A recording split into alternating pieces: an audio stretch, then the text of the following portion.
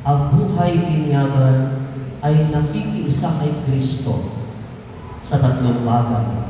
Bilang pari, nagdarasal; bilang hari, naglilingkod; at bilang propeta, nagpapahayag ng mabuting balita.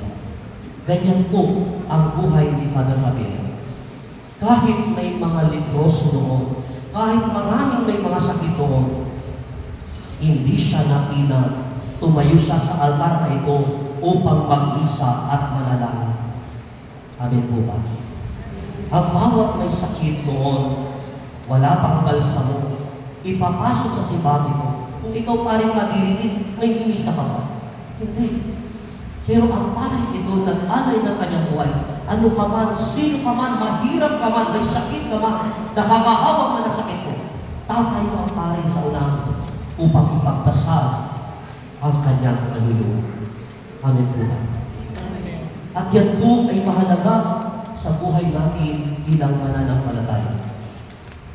Kahapon ako po pumunta ng Tikabay doon, may namatay na babae doon.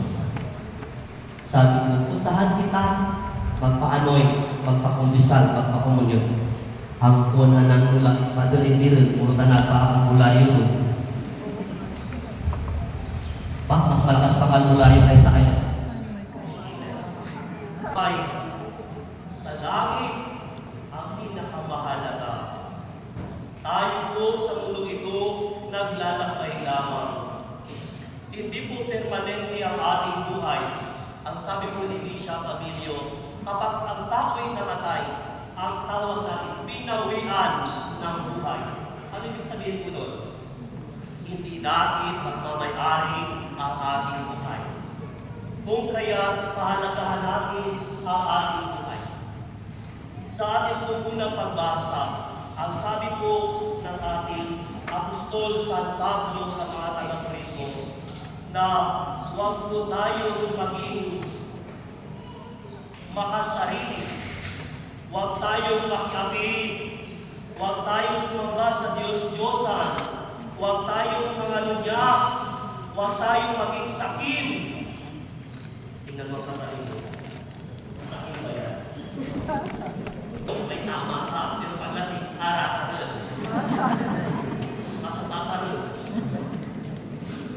Huwag daw tayo maging kapanlaki. Kumares ang isip mo. Magkaharap mo, ganda-ganda.